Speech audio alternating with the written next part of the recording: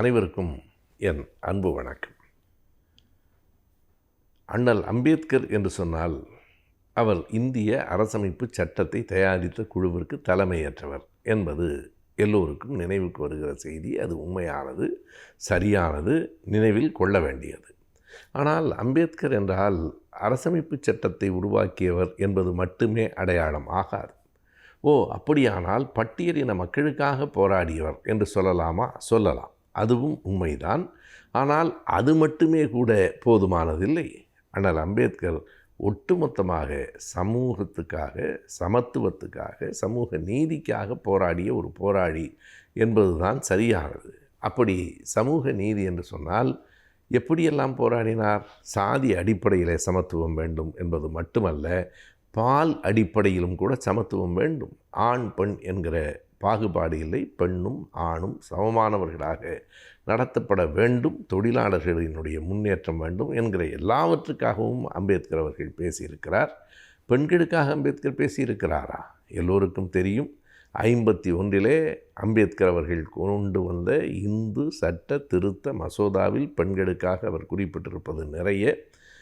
அதையும் தாண்டி அல்லது அதற்கு முன்னால் பல ஆண்டுகளுக்கு முன்பே பெண் விடுதலை குறித்து அவர் பேசியிருக்கிறார்.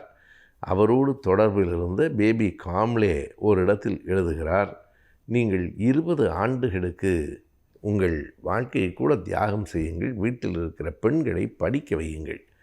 20 ஆண்டுகளுக்கு பிறகு என்னிடம் சொல்லுங்கள், நீங்கள் நம்பிய கடவுள் உங்களுக்கு தராத முன்னேற்றத்தை பெண்களின் கல்வி கொண்டு வந்து தந்திருக்கும் என்கிறார். இது ஒரு ஆழமான செய்தி. கடவுள்தான் எல்லாவற்றையும் கொடுப்பார், கடவுள்தான் காப்பாற்றுவார் என்று முழுமையாக நம்புகிற சமூகத்தில் கடவுள் உங்களுக்கு என்ன தந்தார்?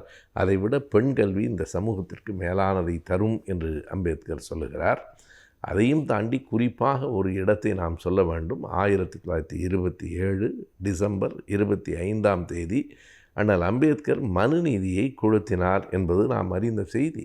அப்படி மனுநீதியை கொளுத்தி முடிக்கிற போது அண்ணல் அவர்கள் ஆற்றிய உரை என்றென்றும் நினைவிலே நாம் கொள்ள வேண்டிய உரை. அந்த உரையிலே தான் அம்பேத்கர் சொல்கிறார், இவ்வளவு பேர் நீங்கள் இந்த போராட்டத்திற்கு வந்திருப்பது எனக்கு எல்லையற்ற மகிழ்ச்சி தருகிறது.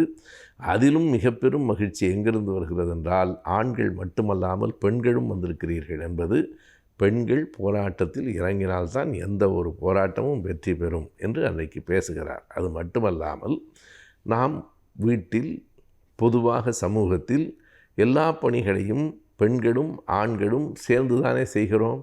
அப்படி இருக்கிற போது போராட்டத்திற்கு ஆண்கள் மட்டுமென்றால் எப்படி என்று கேட்கிறார். நான் அப்படியே ஒப்பிட்டு பார்க்கிறேன். 1938 தந்தை பெரியார் அவர்களுக்கு பெரியார் என்று பட்டம் கொடுக்கப்பட்ட அந்த பெண்கள் மாநாட்டில் பேசும்போது பெரியாரும் இதையே சொல்லுகிறார். ஆண்களையெல்லாம் நெற்றில் திலகமிட்டு மாலை போட்டு போய் வாருங்கள் என்று அனுப்புகிற, போராட்டத்துக்கு அனுப்புகிற வீர மங்கையர்களாக மட்டும் நீங்கள் இருந்தால் போதாது, போராட்டத்தில் நீங்கள் கலந்து கொள்ளுகிறவர்களாக இருக்க வேண்டும். வாழ்த்தி வழி அனுப்புகிறவர்களாக இல்லை, போராட்டத்தில் பங்கேற்கும் போராளிகளாக இருக்க வேண்டும் என்று பெரியார் சொல்லுகிறார். அவர் கைது செய்யப்பட்ட போது இதுவும் ஒரு குற்றச்சாட்டாக காட்டப்படுகிறது. அதற்கு ஏறத்தாழ 11 ஆண்டுகளுக்கு முன்னால் அண்ணல் அம்பேத்கர் அவர்கள் அதே கருத்தை சொல்லியிருக்கிறார். ஒரு போராட்ட களம் என்று வந்தால் ஆண்களுக்கு இணையாக பெண்களும் இருக்க வேண்டும், அப்போதுதான் போராட்டம் வெற்றி பெறும். ஆண்கள் மட்டும் போராடி வெற்றி வரலாம், ஆனால் அது மிக காலந்தாழ்ந்து தான் வரும். பெண்கள் இறங்குகிற போதுதான் வெற்றி விரைந்து வரும் என்று அம்பேத்கர் சொல்லுகிறார். எனவே இன்றைக்கு மனுநீதியை எரிப்பதற்கு வந்திருக்கிறீர்கள். ஏன்? மனுநீதி என்பது பிறப்பால் கீழ்சாதி என்று சொல்லப்படுகிற அந்த பட்டியலின மக்களை மட்டும் இழிவுபடுத்தவில்லை, பெண்களையும் இழிவுபடுத்துகிறது. பெண்கள் மிக உயர்ந்த வருணம் என்று சொல்லப்படுகிற பார்ப்பன வகுப்பில் பிறந்திருந்தாலும் பெண் இழிவுபடுத்தப்படுகிறாள். எனவே மனிதர்களுக்கான இழிவு பிறப்பின் அடிப்படையில் வருகிறது. ஒன்று சாதி, இன்னொன்று பால். இரண்டையும் எதிர்த்து போராட வேண்டும், பெண்களும் களத்துக்கு வர வேண்டும் என்று அழைத்தவர்தான் அண்ணல் அம்பேத்கர்.